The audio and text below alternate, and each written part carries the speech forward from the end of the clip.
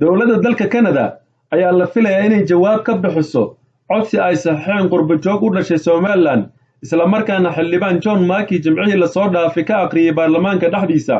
xildhibaan Mackey wuxuu ka horjeediyay baarlamaanka Canada dalab laga codsanayo dowladda Canada inay u aqoonsato Somaliland dal madax bannaan.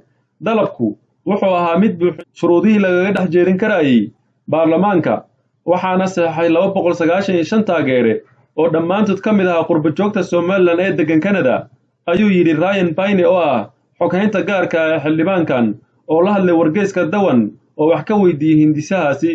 Mr. Payne wuxuu intaasi ku daray in dalabyada noocan oo kale ah oo ay dowladooda kaga soo jawaabto muddo 45 beri gudahood ah, waxaanu xusay in jawaabta rasmiga ee dowladda Canada ka bixiso soo jeedinta aqoonsiga Somaliland lagu soo hagaajin doono xafiiska deegaan doorashadan. xildhibaan Mackey ee Scarborough Guildwall. dhinaca kale, wasiirka arrimaha dibadda Dr. Sacad Cali Shire ayaa dhambaal mahadcelin u diray xildhibaan John Mackey oo dhowaan u gudbiyey codsiga lagaga dalbanayo xukuumadda Canada inay Somaliland u aqoonsato dal madax bannaan. Dr. Sacad oo wargeyska Dawan soo gaarsiiyey dhambaalka mahadcelinta isagoo ku sugan Ingiriiska oo xubin ka yahay wafdiga madaxweyne Axmed Maxamuud Siilaanyo ee booqashada ku jooga dalkaasi.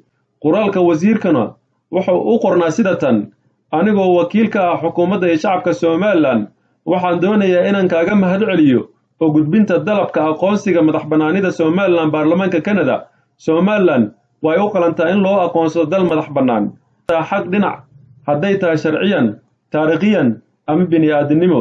waxaan kugu soo lifaaqay cadeymaha sharci ee muujinaya sababta Somaliland ugu qalanto in la ictiraafo.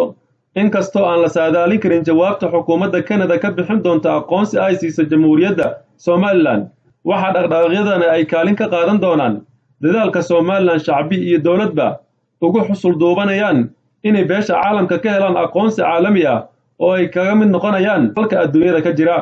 waxa kale oo arrintani wax ka beddelaysaa fahamka dowladda Canada ee ku wajahan inay taariikhiyan u kala garato farqiga u dhexeeya Somaliland iyo Soomaaliya. waa Alas TV barta ama bartamaha YouTube-ka. ha naga iloobin inaad subscribe noo saarto janaalkan si aad ugu hesho macluumaad fara badan. mahadsanid.